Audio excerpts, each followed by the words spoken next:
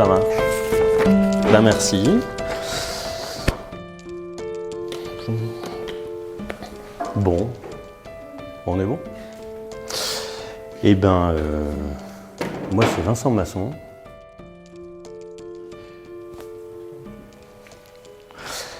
Je vous accueille ici dans un endroit qu'on a fait pour ça. Voilà, moi j'ai eu, je vous raconte un tout petit peu de mon histoire parce que c'est ce qui m'amène à vous parler. J'ai grandi sur une ferme en biodynamie, à peu près 1 kilomètre derrière vous. Voilà, donc le village de Château, là, c'est pas le village de la famille sur des générations, mais en tout cas, moi depuis la naissance, oui. Et donc, mon père avait démarré la biodynamie dans les années 70 avec une recherche à l'époque qui était celle de l'autonomie. C'est-à-dire que c'était la période du retour à la terre, de se libérer de la dépendance aux firmes, aux intrants, etc. Et lui qui avait commencé une carrière de conseiller agricole en chambre d'agriculture, quand il a fait son retour à la terre, il a rencontré des gens qui parlaient de biodynamie, qui parlaient justement de, vous savez, une des grandes idées de base de la biodynamie, c'est l'idée d'organisme agricole.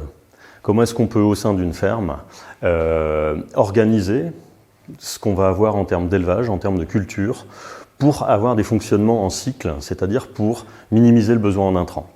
Et ça, c'est une des grandes idées de la biodynamie. Alors on verra aussi que voilà, quand on parle de vigne en général, on s'éloigne fortement de ça, pas que pour la vigne, hein, beaucoup d'autres cultures.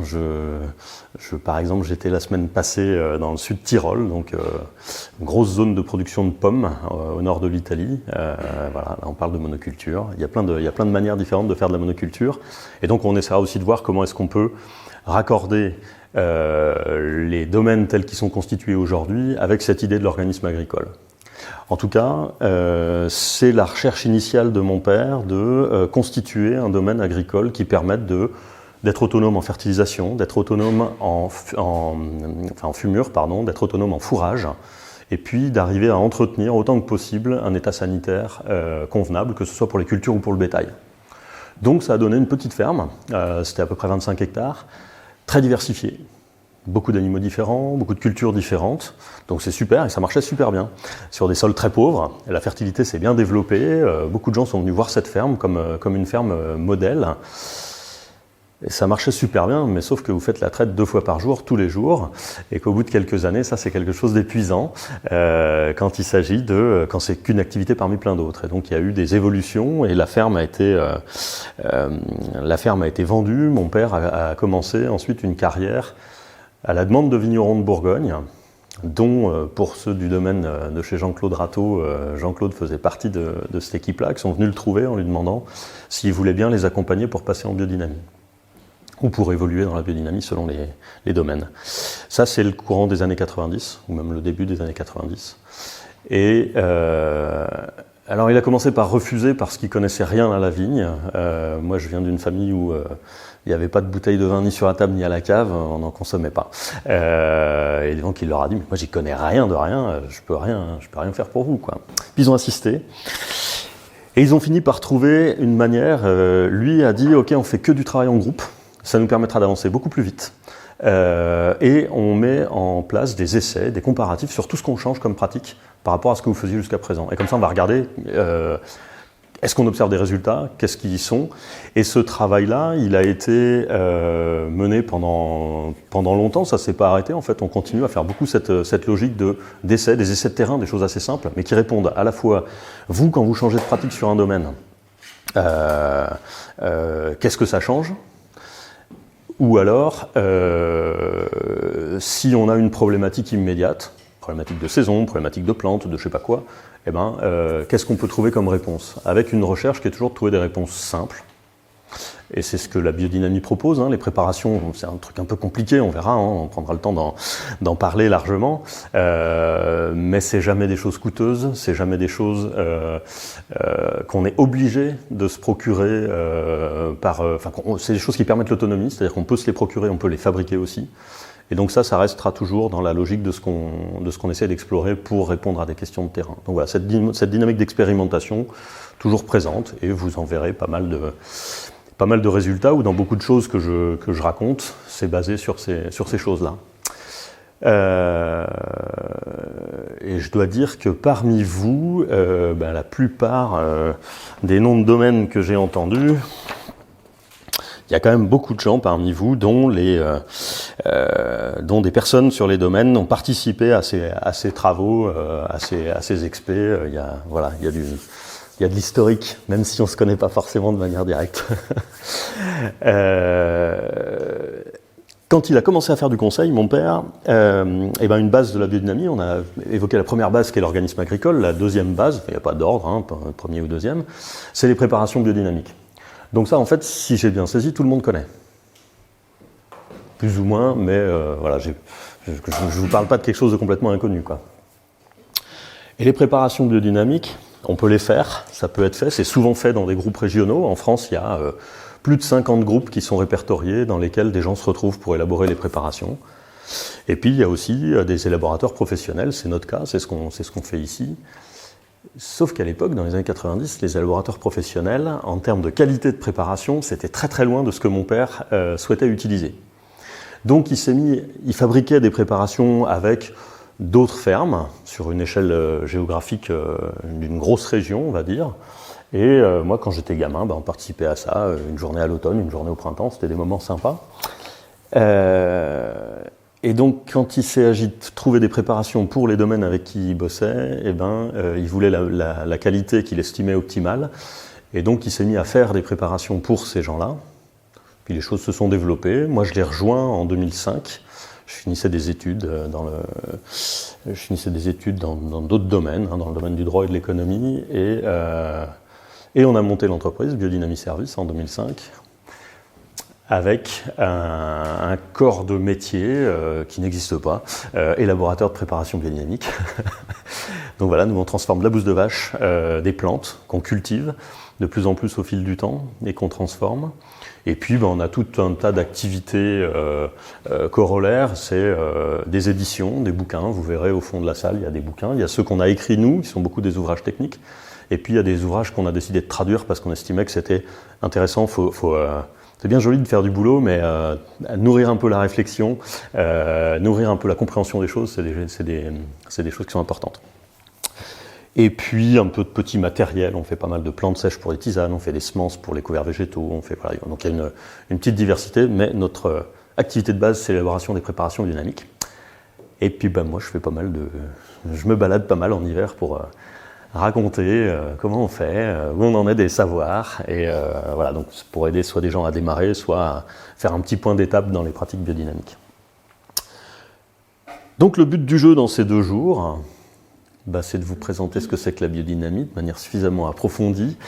Et pour moi, il y a à la fois le côté pratique, c'est-à-dire ce que vous faites quand vous utilisez les préparations. Donc là, au fil du temps, les savoirs ont avancé, ont évolué, on commence à avoir des savoirs assez précis. Alors ça ne veut pas dire qu'ils ne vont pas continuer à évoluer, mais on sait aujourd'hui que quand on fait les choses de manière précise, on a une efficacité qui suit les applications de préparation. Donc ça, on regardera de manière détaillée ces connaissances-là. Mais avant d'en venir à ça, j'estime qu'il est important, quand on veut parler de biodynamie, de comprendre un petit peu dans quel contexte ça démarre, parce que c'est pas vieux, ça a 100 ans. On est dans l'année où on célèbre le centenaire du début de la biodynamie, là.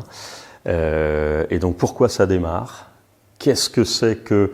quelles sont les problématiques du moment au niveau historique, historique sur le plan agricole, agronomique, et puis sur quelle pensée ça se base. Je pense qu'il échappe à personne que l'idée de mettre de la bouse de vache dans des cornes de vache pour qu'elles subissent une transformation et qu'elles deviennent une substance quand même avec une efficacité, une activité assez incroyable. Vous voyez ce qu'on fait avec 100 grammes de préparation bouse de corne ou bouse de corne préparée. Pour comprendre un petit peu, pour avoir des éléments de compréhension de ça, il faudra qu'on regarde qu'on discute un petit peu de la pensée de Steiner, Rudolf Steiner, qui est le penseur qui est à l'origine de la biodynamie, pas que de la biodynamie, d'autres choses aussi. Donc on va explorer un petit peu des choses de ce côté-là ce matin. J'aime bien quand on part avec des outils pour la pratique, puis des outils qu'on peut ruminer aussi quand on passe l'hiver dans le tracteur ou à tailler ou des choses comme ça. C'est bien. Voilà, donc pour ce qui va occuper nos 2 jours. Vous interrompez quand vous avez envie. Les questions sont les bienvenues. Il y en a pour lesquelles probablement les réponses arriveront dans la suite, mais dans ce cas, je vous le dirai, il n'y a pas de souci. Voilà. Alors, si on veut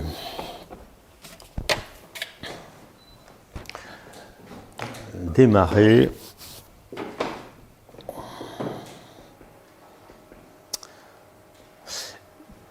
petit aspect tout à fait pratique. On vous a présenté les lieux? Non, pas encore. Hein. Alors, juste une petite parenthèse. Alors oui, on vous a demandé de laisser les portables dans les voitures. J'ai vu que Aline Merci l'avait mis dans le mail d'invitation. C'est pour vous offrir des vacances. 2 jours sans portable en général, c'est super. Ici, le travail avec les préparations biodynamiques, ça veut dire qu'on essaye d'éviter de les exposer à tout ce qui peut les perturber. Et ce qu'on appelle les hautes fréquences, donc tout ce qui est lié aux ondes des téléphones portables, mais aussi de la Wi-Fi, d'un certain nombre de choses comme ça, eh ben, ça fait partie de ce qu'on évite au maximum dans l'environnement des préparations. Donc quand vous êtes du côté des voitures, on peut utiliser, il n'y a pas de problème. Et puis dès qu'on arrive sur le côté des bâtiments qui sont face à la vallée, là, c'est là qu'on a des préparations qui sont stockées à pas mal d'endroits, et donc c'est là qu'on évite. Voilà, mais quand on fait des pauses, vous pouvez tout à fait aller consulter, il n'y a pas de souci.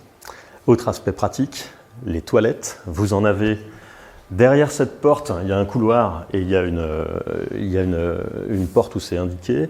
Il y en a également en contournant le bâtiment, en descendant là, et pareil, il y a une porte avec une petite vitre en haut. C'est les vestiaires, il y a ce qu'il faut là-bas. Au-delà de ça, je pense qu'on est pas mal, on aura un repas super, enfin normalement c'est super.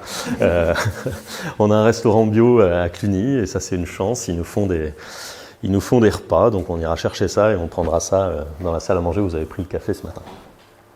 Petite pause dans la matinée, petite pause dans l'après-midi, quand on en ressent le besoin et on est bon.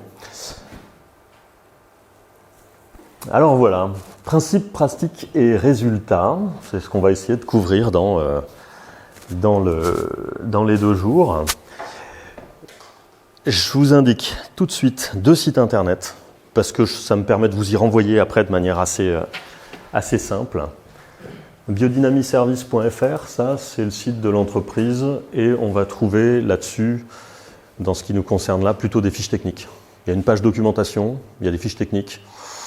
Ce que je vais vous raconter sur l'utilisation de la silice, de la valériane, de la prêle, on peut retrouver ces éléments-là qui sont détaillés de manière assez complète dans ces fiches techniques. L'association Soins de la Terre, c'est une structure qu'on a montée en 2010 avec l'idée que quand on fait de l'expérimentation, c'est bien joli, on le fait pour soi, mais en fait on avait envie que la dynamique expérimentation-recherche de l'entreprise, elle ne soit pas privée, qu'elle soit dans un cadre plus ouvert, plus public. Et donc une association pour ça, c'est assez sympa. Et donc soindelaterre.org, là-dessus vous trouverez beaucoup de documents en lien soit avec les travaux de recherche qui ont été effectués par des stagiaires par exemple dans les dernières années, les travaux de recherche qu'on a effectués au sujet de la régénération de la vigne. On a fait tout un travail pendant pas mal de temps sur la régénération de la vigne par semi-deuil. On verra, peut-être qu'on aura l'occasion d'en discuter, je ne sais pas. Il y a tout un tas d'articles, il y a tout un tas d'ouvrages, il y a pas mal de littérature pour laquelle je me permettrai de temps en temps de vous dire si ça vous branche, allez voir là-dessus, il y a de la ressource qui est disponible. Et pour dire quelques mots en plus au niveau de la recherche, il y a l'expérimentation de terrain que j'ai évoquée tout à l'heure, donc ça c'est ce qu'on va faire sur un domaine parce qu'il y a une problématique. On est en 2015, il fait super chaud, les plantes commencent à souffrir, qu'est-ce qu'on fait? Par exemple, chez toi, c'est Fabrice qui est beaucoup venu sur ces réunions-là où on allait voir les parcelles. Enfin, je me rappelle, on était sur les parcelles du domaine aussi, voir un petit peu, tiens, qu'est-ce que ça donne? Ok, on discute à un moment donné de la saison, on met en place des essais et puis à un moment, on se retrouve en groupe et on va observer. Et on apprend beaucoup. Donc là, on est très loin de la recherche institutionnelle, on ne cherche pas avec ça une validité scientifique, mais on a des apprentissages de terrain qui sont extrêmement précieux. Avec ce type d'expérimentation, on peut obtenir des résultats qui donnent envie d'aller plus loin. Donc ça, c'est ce qu'on a beaucoup fait avec des stagiaires. Donc quand vous avez des gens qui ont besoin de faire un mémoire de fin d'études et donc qui vont reprendre un essai pas très compliqué, mais qui vont le mettre par contre avec suffisamment de répétition pour avoir une validité statistique, ça nous permet d'asseoir un petit peu des connaissances qui auraient pu paraître un peu légères autrement. Et donc ça, c'est une autre dimension de ce qu'on fait en termes de recherche. Et puis la troisième dimension, c'est ce qu'on fait plus en termes de partenariat, pour le coup, avec des institutions. Donc là, on verra. On aura sûrement l'occasion d'en parler, ou ça peut être pas mal que je prenne le temps. Mais si ça vous intéresse, vous avez ici un petit poster où on présente, par exemple, Ecovitisol. Pas mal de vos domaines ont participé à Ecovitisol. C'était avec l'INRA de Dijon. Et puis quelques autres partenaires. On a été sur 150 domaines entre l'Alsace et la Bourgogne, 50 domaines conventionnels, 50 bio, 50 biodynamie.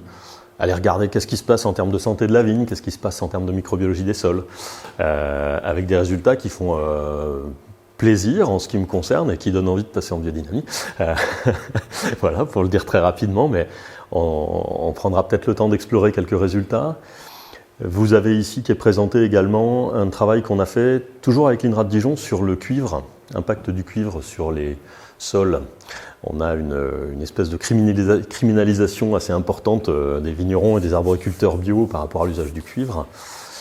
Et en fait, on a fait un travail à l'issue duquel on a pu montrer que les quantités de cuivre métal par hectare que vous utilisez chaque année ne posent absolument aucun problème.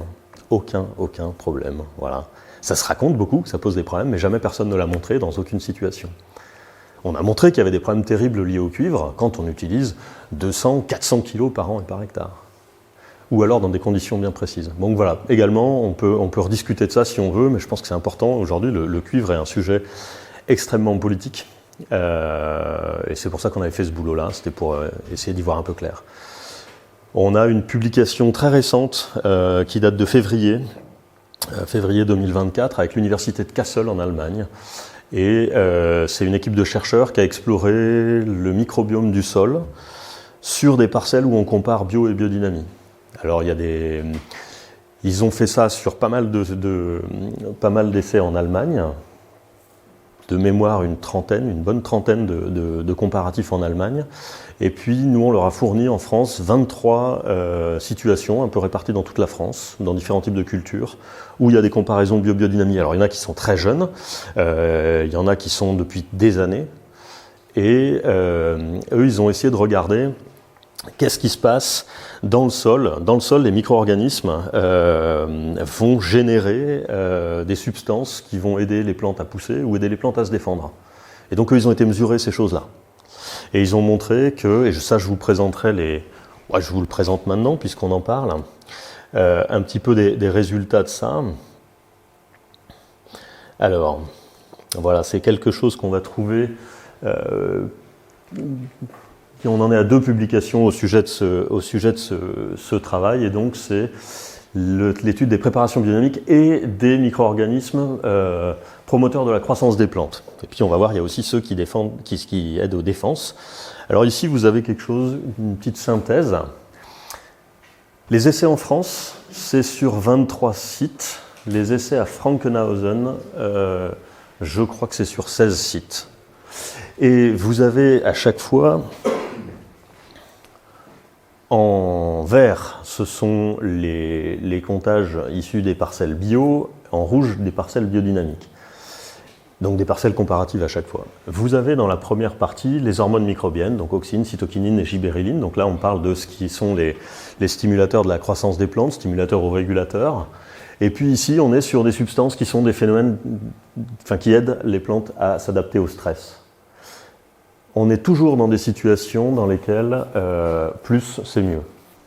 Ici, c'est pas toujours le cas dans ce qu'on verra, mais là oui. Et ce qu'on peut voir, c'est que du côté biodynamique, on est toujours à des teneurs qui sont supérieures à la bio. Quand vous avez une étoile, ça veut dire que c'est significatif. Quand vous avez 2 étoiles, c'est très significatif. Quand vous avez un T, c'est une tendance, c'est-à-dire qu'on est presque significatif. Donc ça, c'est juste, en un coup d'œil, on voit des choses qui se différencient beaucoup et de manière marquée. Voilà, donc ça fait partie des résultats qu'on est content d'avoir, qui parle d'une réalité dont moi je vais vous parler d'une toute autre manière, puisque moi, mon approche d'un sol, c'est plus quelque chose qui se base là-dessus, voilà, en allant regarder avec des coups de bêche. Pour moi, le coup de bêche est quelque chose d'assez super, qui permet de regarder soi-même son sol, d'apprendre au fil du temps, et ça parle beaucoup. Donc quand je vous montre des résultats comme ce qu'on vient de voir, ben, en fait, c'est un autre regard porté sur la même réalité de ce qui se passe dans un sol. Donc ça, je vous en montrerai pas mal. On en commentera. Celle-là, cette image-là, on la commentera de manière assez précise, histoire de voir qu'est-ce que ce qui est évident en termes de différence visuelle, là, ben, qu'est-ce que ça veut dire par rapport au fonctionnement du sol, de la plante, des micro-organismes dans cette situation-là. Donc, qui est une situation de comparaison biodynamie avec une année de pratique biodynamique qui induit cette différence-là. Donc, tous les domaines sont en biodynamie. Attends, que je reprenne biodynamie. Oui, mais tu connais. Oui.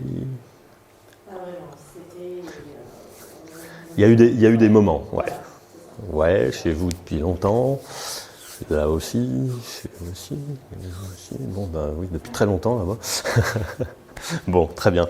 Donc ça veut dire que vous êtes tous sur des domaines où il n'y a plus d'essais de démarrage à faire.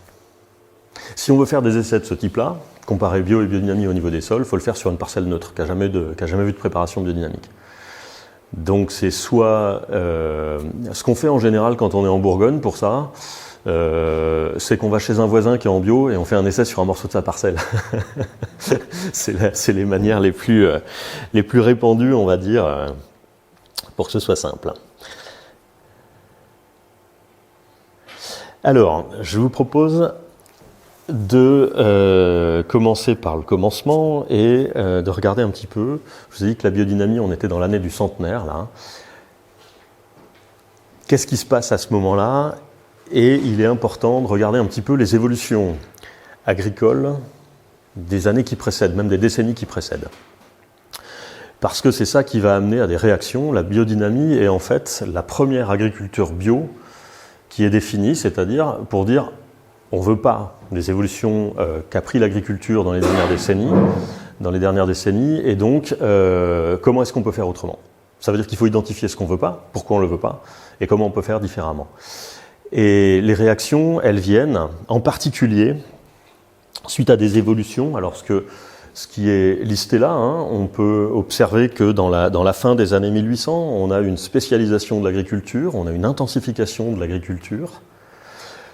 On a commencé à utiliser pour la fertilisation des sels d'abord solubles, ensuite des sels de synthèse, ça on va revenir dessus là dans un instant. Et on a observé très rapidement qu'on avait un appauvrissement des sols en termes de fertilité, de plus en plus de sols compacts, de plus en plus de maladies des cultures, de maladies aussi des animaux d'élevage. Ça, c'est des trucs qui sont apparus très rapidement.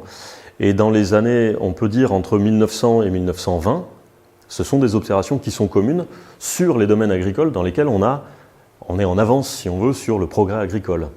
Ce n'est pas le cas de toute l'agriculture en Europe, mais là où on a des gros domaines agricoles, souvent des propriétés de familles d'industriels par exemple, c'est là qu'on va avoir les moyens d'être en avance, et c'est là qu'on va observer en premier les phénomènes que je vous ai racontés là, enfin que je vous ai brièvement décrits, et également des problématiques de dégénération des semences. On observe qu'on perd la capacité, la faculté germinative des semences se réduit énormément. On a beaucoup de questions qui se posent en fait.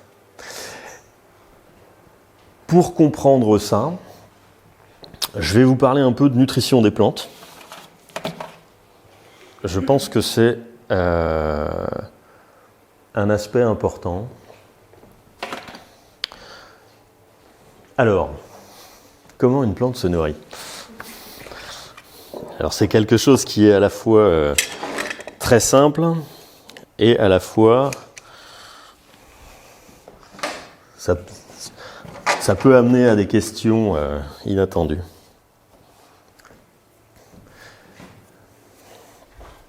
Vous savez qu'une plante, dans son fonctionnement nutritionnel, dans ce qui passe par les racines, vous avez une partie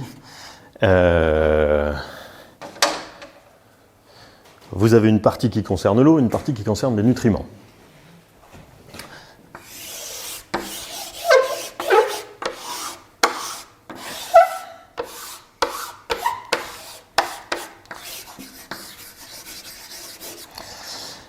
Alors, en ce qui concerne l'eau, c'est très simple. La plante prend par ses racines, transpire par ses feuilles, et tout cela se passe sous l'influence de la chaleur solaire.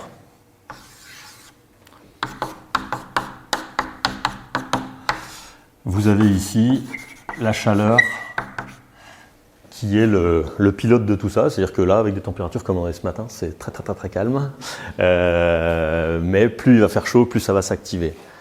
Et une plante, pour fonctionner en bon équilibre, a besoin d'absorber une eau qui soit pure.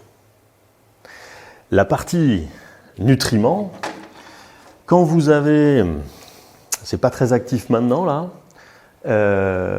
tiens, d'ailleurs il neige. C'était prévu ? Bon, enfin des ambiances hivernales. Alors, écoutez, si jamais on est coincé par la neige, on a de quoi nourrir, abreuver et loger tout le monde, il n'y a pas de problème. Donc pas d'inquiétude.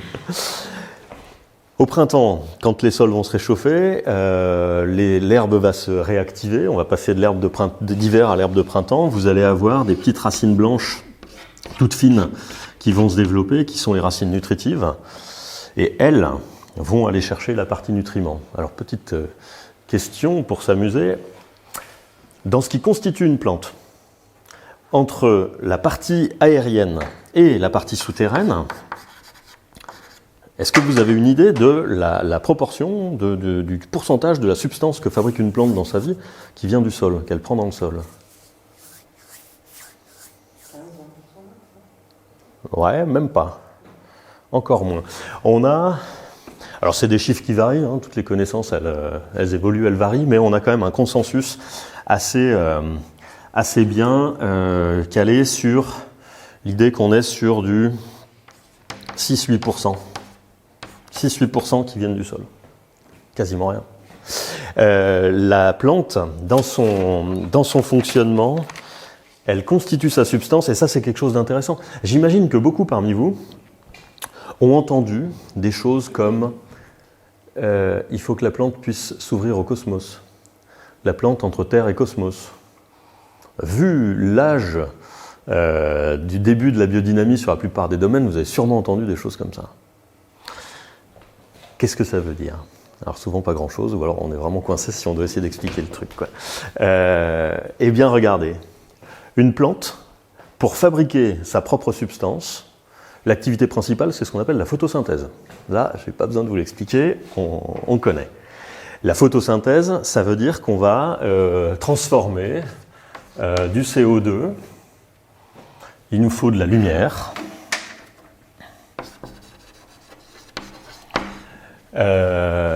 et au travers de ça, la plante va fabriquer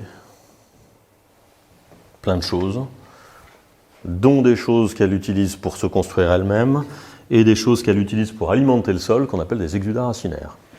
Je dis des choses, c'est pour être générique, c'est beaucoup de sucre, pas uniquement, mais beaucoup. Et donc, les exudats racinaires vont être émis par les racines des plantes et vont aller alimenter toute la vie de micro-organismes. C'est pareil, hein, si on veut discuter, micro-organismes, c'est un super grand terme fourre-tout, c'est pratique, ça parle de plein de choses très diversifiées dans les sols en l'occurrence. Une plante, elle est constituée, en moyenne, vous avez environ, le carbone, ça représente 42% de ce qui constitue ma plante. Vous allez ensuite rajouter l'oxygène, l'hydrogène, et vous avez à peu près 45% de votre plante. Vous rajoutez l'azote ça représente à peu près 3%, et là on est en train de parler de substances que la plante va prendre dans son environnement aérien. Pour certaines, il faut que ça passe de l'environnement aérien par le sol. C'est le cas de l'azote par exemple, c'est le cas pour une partie de l'eau, dans le cycle de l'eau, où le passage par le sol est nécessaire ou bien utile. En tout cas, toutes ces substances-là viennent en premier lieu de la périphérie aérienne. On peut rajouter à ça 6% de phosphore et de potasse. On peut rajouter 3% calcium, magnésium, soufre, sodium et puis 1% d'oligo-éléments. Dans ça, il y a une partie, dans ces derniers éléments là que je vous ai dit, il y a une partie qui font partie de ces 6 à 8% qui sont pris dans le sol. Mais toute la partie qu'on a vue en premier, elle vient de la partie aérienne. Ça veut dire que la plante, en fait, dans son activité de croissance, c'est une fabricante. Elle fabrique de la substance à partir de choses qui ne sont pas palpables. On ne sait pas palper la chaleur, on ne sait pas palper la lumière, on ne sait pas palper. Est-ce que vous savez que quand on respire, à chaque inspiration, là, eh ben on prend à peu près 20% d'oxygène qui nous intéresse, et puis 80% d'azote qui ne nous intéresse pas, qu'on ne garde pas. Donc on sait qu'on est dans un environnement là où il y a, si on pouvait le rendre visible, on aurait 80% du volume de cette pièce quand on arrive le matin rempli d'azote. On ne sait pas le voir. Donc la plante, elle sait transformer des choses impalpables, invisibles, impondérables, qui n'ont pas de poids, en de la substance. Donc dans son activité, c'est une densificatrice. Elle densifie, elle met en forme physique des substances. Voilà, donc ça c'est quelque chose d'assez intriguant. Ça permet, quand on regarde une plante, quand vous rentrez dans une de vos parcelles, là, de se dire toute la partie physique de la plante, c'est quelque chose qui a été construit par une activité vivante à partir principalement de la périphérie. Petit regard sur la plante. Si on revient maintenant à la notion de nutrition de la plante, quelles sont ces évolutions qu'on a évoquées, avec d'un côté les aspects de nutrition soluble, d'un autre côté, ensuite, les engrais de synthèse. Alors, une plante qui a des conditions idéales pour être en bonne santé, elle va prendre de l'eau pure, sous la dictée de la chaleur solaire, et elle va prendre des nutriments sous la dictée de la chaleur et de la lumière. Ça veut dire que les moments où elle se nourrit et les moments où elle boit, ce n'est pas les mêmes. Et une plante, quand je vous dis une plante qui est dans des conditions optimales, c'est-à-dire que une plante, elle régule ce qu'elle prend en termes de nutriments, elle cherche des choses précises, c'est pas toujours les mêmes choses, pas toujours au même moment. Et pour que ça puisse se dérouler, il faut qu'elle ait du stock de nutriments à disposition, mais sous forme non soluble. C'est-à-dire, c'est ce qu'on fait quand on développe un sol avec une bonne teneur en humus. Ça veut dire qu'on a des particules d'humus dans le sol qui vont contenir des nutriments. Quand je vous dis dans une forme pas soluble, on peut tout à fait imaginer ce qui se passe avec une éponge. Quand vous avez de l'eau dans une éponge, elle reste.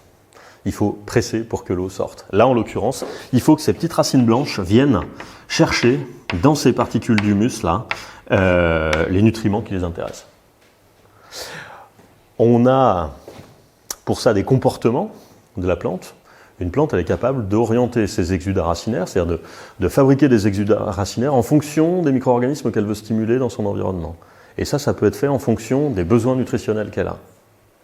Ça s'appelle la mobilisation active des nutriments par la plante. C'est des choses qui ont été montrées par un agronome allemand qui s'appelle Edwin Scheller.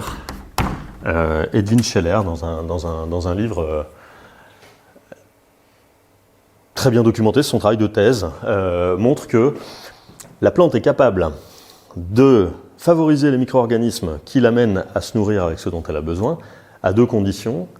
Que le sol ne soit pas trop compacté, il faut qu'il y ait des conditions suffisamment aérobies dans le sol pour que ça marche. Un sol compact, ça ne marche plus. Et la deuxième condition, elle est très intéressante, ça ne peut pas fonctionner quand il y a des excès d'azote.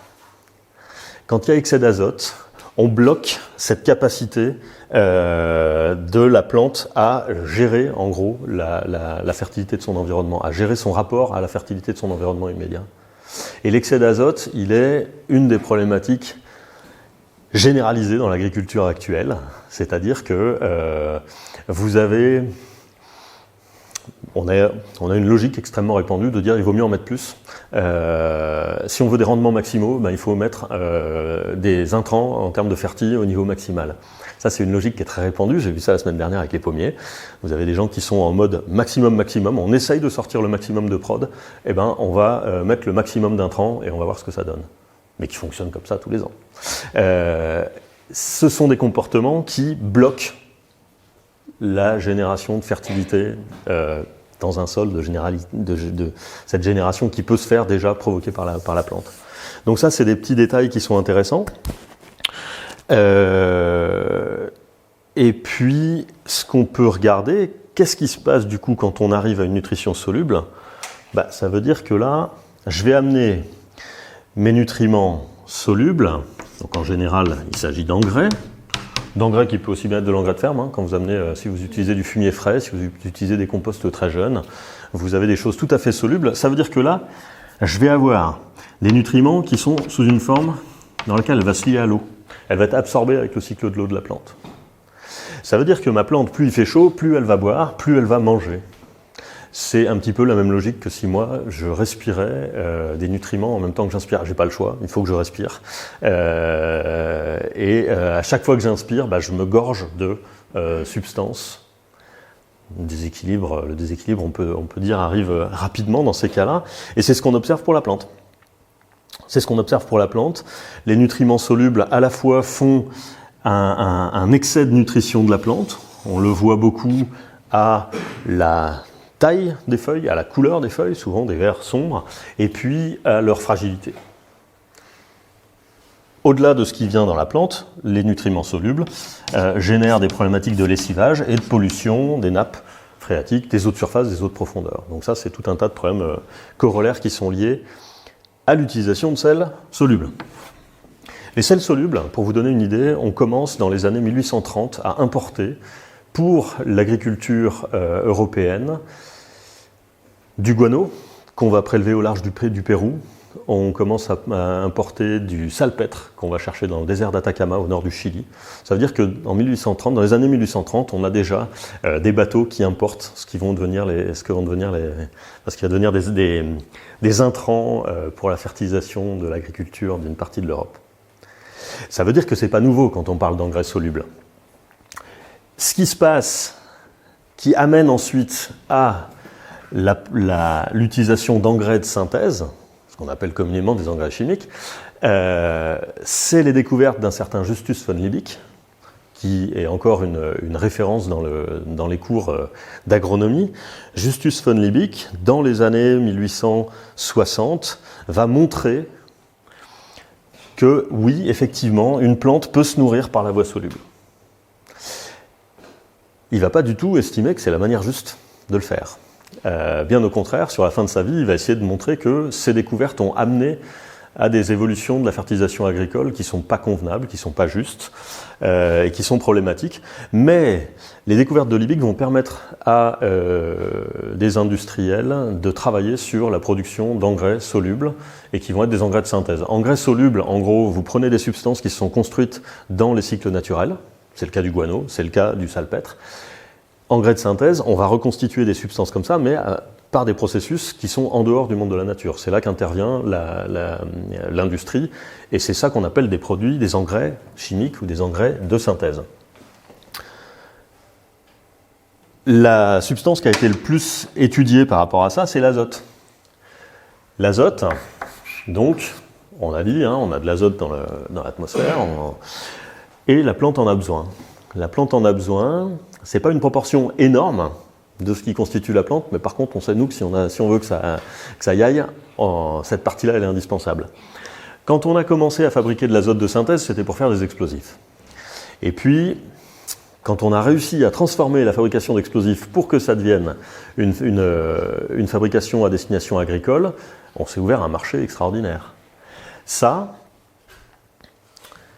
induit dans la plante, si j'amène maintenant de l'azote de synthèse, qui est donc soluble, j'ai donc une nutrition forcée de la plante, et je retrouve dans ma plante, dans la sève de la plante, de l'azote libre, c'est-à-dire une forme non transformée d'azote. Si vous voulez, nous, à chaque fois qu'on ingère quelque chose, l'infime partie de ce qu'on a mangé hier, qu'on garde, nous, dans notre organisme, est complètement transformée. Il n'y a rien qui est reconnaissable. S'il y a quelque chose de reconnaissable, c'est qu'il y a un énorme problème métabolique. Et pour la plante, c'est pareil. Ce qui devient substance plante, ça a été transformé. Quand on a de l'azote libre, ça veut dire qu'on a de l'azote qui n'a pas été complètement transformé. Vous avez une personnalité du monde de la recherche française, quelqu'un qui s'appelle Francis Chaboussou.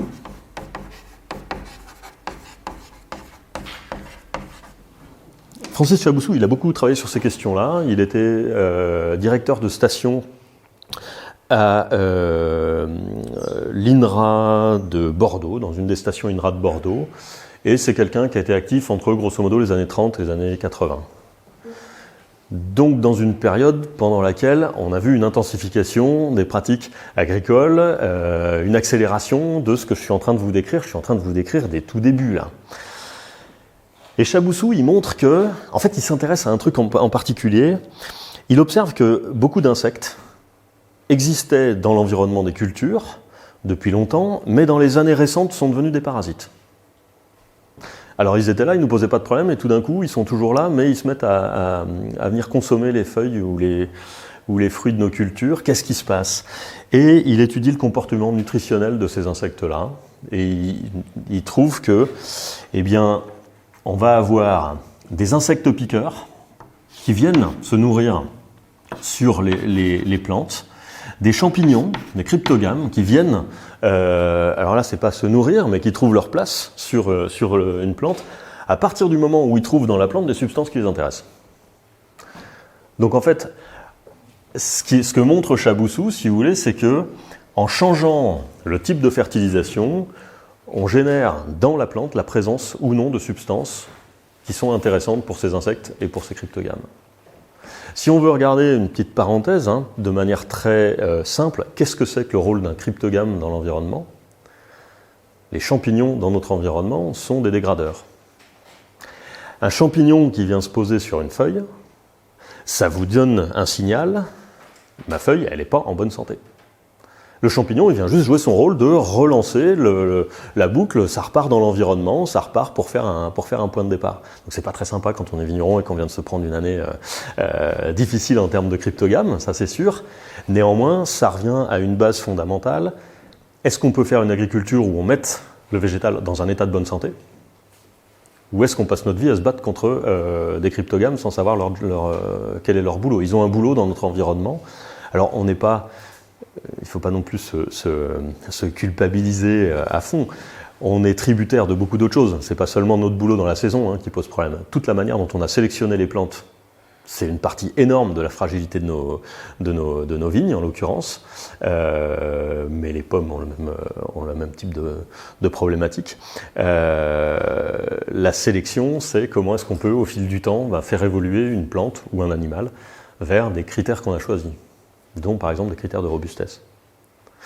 Mais pour revenir à ça, j'ai avec Chaboussou la démonstration du fait que c'est bien la fertilisation, le type de nutrition du végétal qui va induire des fragilités plus ou moins importantes. Chaboussou est quelqu'un qui publie beaucoup, vous allez trouver Chaboussou, alors vous avez plusieurs ouvrages de Chaboussou sur le site de Soins de la Terre que vous pouvez dont vous pouvez disposer.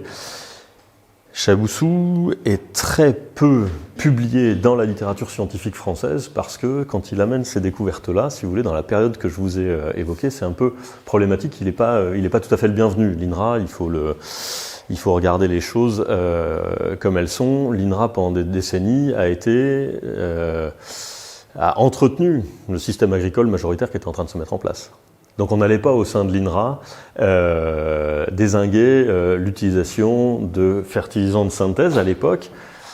C'était pas tellement le job. Donc Chaboussou est beaucoup plus connu dans les pays étrangers qu'en France. C'est pour ça qu'on a mis en ligne les bouquins qu'on a pu récupérer de lui, pour lesquels on a pu avoir l'autorisation de le faire, parce que c'est super intéressant. C'est pas très compliqué à lire et c'est très intéressant. Tu avais une question? Oui, ouais. C'est-à-dire que quand on met des intrants de synthèse, on met un trop plein d'éléments dans la plante, trop d'éléments dont elle a besoin, il y a un surplus. Et c'est ce surplus qui n'est pas transformé que les insectes vont cibler plutôt que d'aller les chercher naturellement dans la nature. Ce que tu viens de décrire là, c'est ce qu'on fait dès qu'on utilise des engrais solubles. Quand on utilise des engrais de synthèse, en plus d'avoir un trop-plein, on a des formes qui ne sont pas complètement assimilables et qui du coup exposent la plante à être consommée. Ce type de problème a amené au développement des insecticides,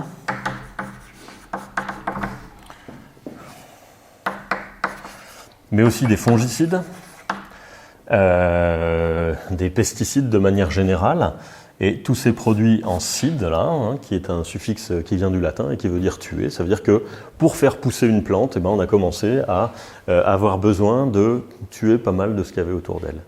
Les herbicides viennent dans la même logique. Ce qui se passe, et ça c'est quelque chose qu'on connaît très bien sur les plantes pérennes, quand je commence à amener ma fertilisation en surface comme ça, les systèmes racinaires vont se développer de manière très superficielle. Et ça, on connaît super bien. Enfin, je pense que le monde de la vigne, pour ça, est assez, donne beaucoup de terrain d'observation. Des racines superficielles, très peu de racines profondes. Ça génère, d'une part, des problèmes de concurrence dès lors que vous avez de l'enherbement ici, puisque les racines vont être dans des zones où tout le monde cherche la même chose au même endroit. Ça pose des problèmes quand on veut travailler ces sols. Un gros problème au moment de la conversion, dans beaucoup de situations, un peu moins maintenant quand même.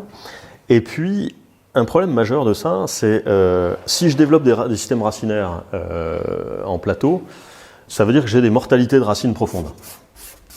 J'ai beaucoup moins de racines profondes, voire plus. Or, les racines, c'est ce qui permet à la plante à la fois de forer le sol, ça nous fait des canaux dans lesquels vont pouvoir passer, une fois que la racine est morte, de l'air, de l'eau. Ça permet d'alimenter en exudats racinaires et de venir nourrir. À quoi servent ces exudats racinaires? En gros, vous envoyez des sucres, ça veut dire vous envoyez de l'énergie pour nourrir tout un tas d'organismes dans le sol qui sont capables de bosser. Deux activités principales. Une, transformer toutes les matières organiques en éléments disponibles pour la plante, pour qu'elle puisse se nourrir. De deux, aller libérer à partir de la roche-mère des minéraux dont la plante va avoir besoin, ou bien pour lesquels elle va avoir besoin des fruits de leur dégradation.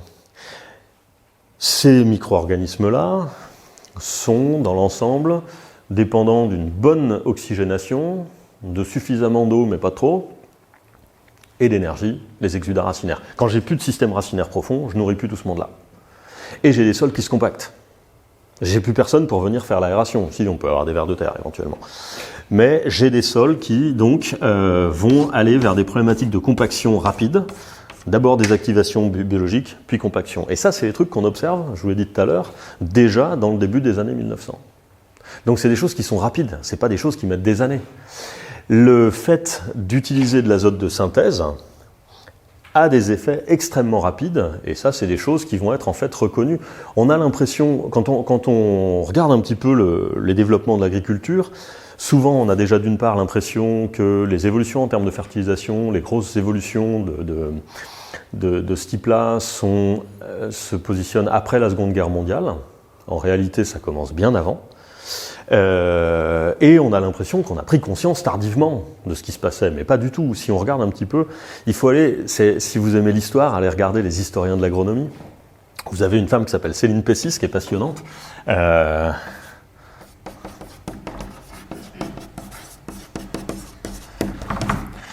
Et qui vous fait un historique de la problématique de l'humus chez les agronomes français. Et vous allez retrouver là-dedans, on découvre que dans les années 30, en France, on a des associations d'agronomes, on a aussi des associations qui rassemblent des agronomes et des médecins, et ces gens-là tirent des sonnettes d'alarme pour dire attention, les pratiques en termes de fertile avec l'azote de synthèse sont des pratiques qui, en l'espace de très très peu de temps, amènent à la mort des sols. Pourquoi les médecins s'intéressent aussi à ça? C'est parce qu'ils observent que quand on travaille sur des agricultures où on ne fait pas attention à la teneur en humus des sols, on le ressent de manière extrêmement rapide sur la qualité des nutriments, enfin des aliments qu'on consomme, et du coup sur la santé des humains. Donc ça, là on est dans les années 30, et on est dans des gens qui sont organisés, qui publient, qui alertent sur ce genre de problématiques. Donc c'est pas du tout des découvertes récentes.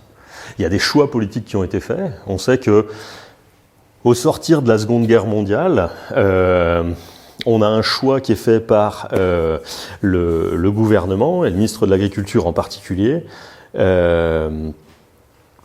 qui est de dire, en fait, on connaît à ce moment-là les incidences, les problèmes qui sont générés par l'agriculture qu'on va développer, mais on fait le choix de se positionner sur une agriculture de production et d'exportation, donc d'aller vers quelque chose que la majorité des agronomes français à l'époque réprouvent.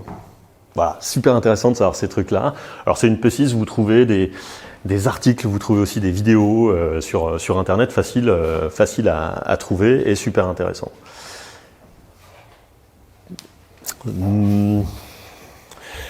Voilà ce qu'on peut dire pour un petit regard comme ça sur la nutrition de la plante, avec quelques idées corollaires. Une question. Oui. Différence entre lumière et chaleur et impact d'une chaleur excessive dans la transpiration. Alors la différence entre lumière et chaleur, ferme les yeux. Non, mais... Est-ce que tu as froid? Non, mais... Le rôle de la lumière et de la chaleur sur le développement de la plante. Le rôle de la lumière, les deux sont indispensables, et quand les deux sont trop, oui, la plante a bien du mal. Surtout la chaleur. Surtout la chaleur. Là, on parlera à un moment ou à un autre. Il n'y a pas un moment où elle arrête de transpirer quand il y a trop de chaleur. Si. Elle arrête de transpirer. On reviendra à un moment ou à un autre à discuter un peu des essais qu'on a fait en 2015, parce que 2015, on a eu plein de vignerons qui nous ont appelés en disant « Qu'est-ce qu'on fait ?» Et nous, on leur a dit « On ne sait pas, mais on a plein d'idées, on va essayer plein de trucs. » Et donc, on a mis en place des essais avec différentes plantes, des tisanes en fait. L'idée pour moi, c'est on a une base que je vais vous décrire de manière assez précise sur l'utilisation des préparations biodynamiques.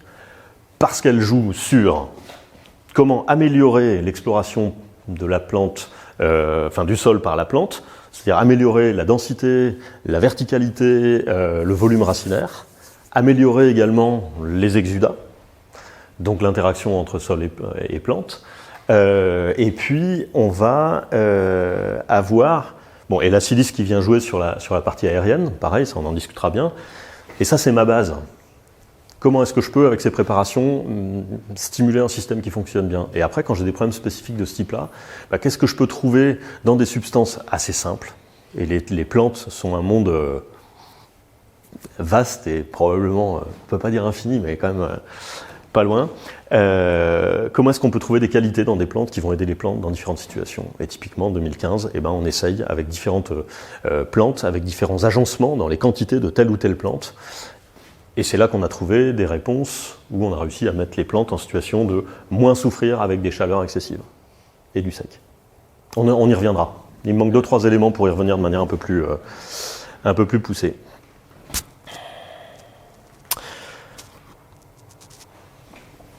Alors, ces problématiques agricoles-là, elles amènent un certain nombre d'agriculteurs à chercher comment est-ce qu'on peut faire différemment. C'est-à-dire que vous avez des gens qui voient ces problèmes, vous avez des gens qui sont convaincus qu'on n'est pas dans la bonne manière de faire, mais par contre, ils n'ont pas nécessairement les réponses. Et on a une personne, un penseur qui s'appelle Rudolf Steiner. Et Steiner, je vais vous le présenter.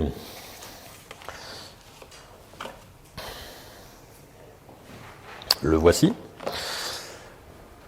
Steiner est un penseur très suivi à l'époque. Beaucoup de gens l'écoutent, c'est-à-dire que c'est un homme qui a une carrière de conférencier extrêmement dense. Il est à l'origine d'un courant de pensée qu'on appelle l'anthroposophie.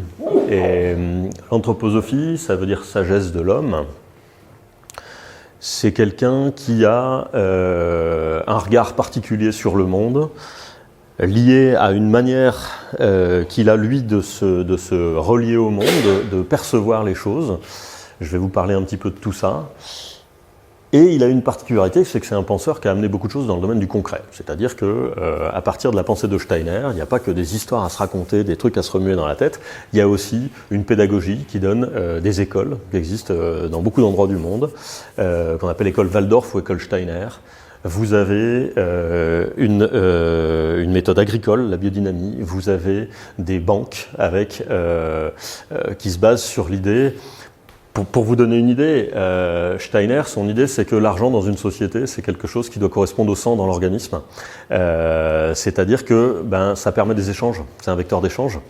Quand ça stagne, c'est problématique. Est-ce qu'on peut mettre l'argent au service d'une fraternité ? Comment est-ce que l'économie dans une société peut être au service à la fois de l'humain, du culturel ? Donc c'est repenser un fonctionnement. Comment est-ce qu'on peut, dans ce cas-là, agir ? Donc il y a la partie réflexion, puis il y a la partie, on peut mettre en place des établissements bancaires ou des établissements financiers qui fonctionnent sur ces bases-là. Et dans les dernières années, on a entendu parler, on entend maintenant, vous prenez n'importe quelle banque qui vous vende des services éthiques, c'est toujours intéressant d'aller regarder et d'avoir un regard un peu critique. Vous avez, pour ce qui concerne la France, un organisme qui s'appelle la NEF, Nouvelle économie fraternelle, et la NEF, le point de départ, c'est ça, c'est fondé par des gens sur les bases de la pensée économique de Steiner. Et je ne sais pas si c'est encore le cas, mais pendant très longtemps, le sous-titre ou le logo de la NEF, c'était « Pour que l'argent relie les hommes ». Ça donne un positionnement dans le regard sur l'économie.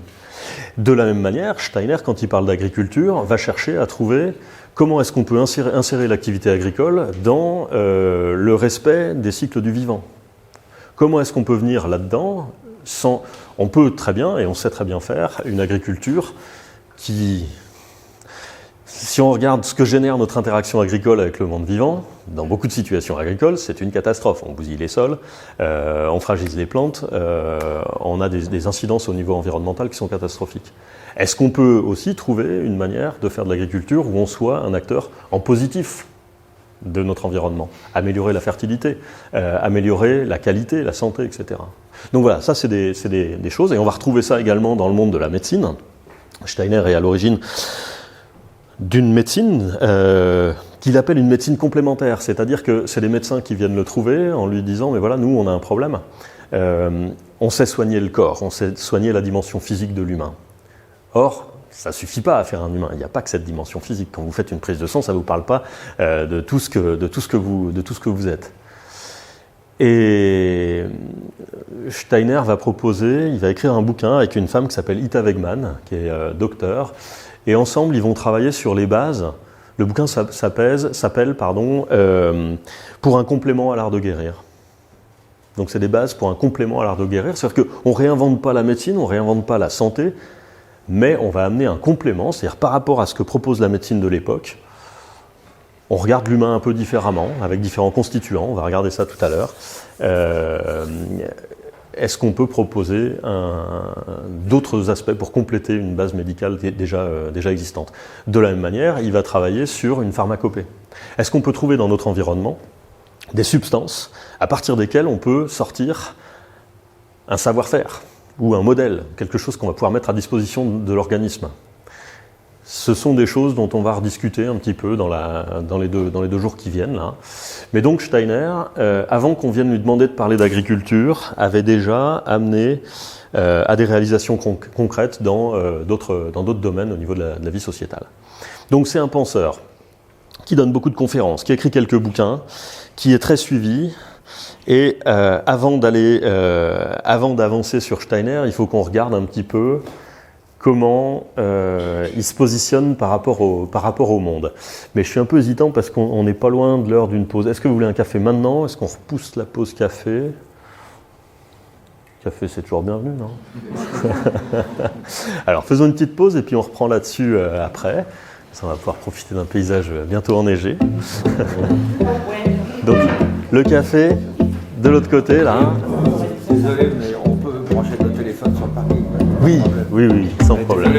Il n'y a pas de souci.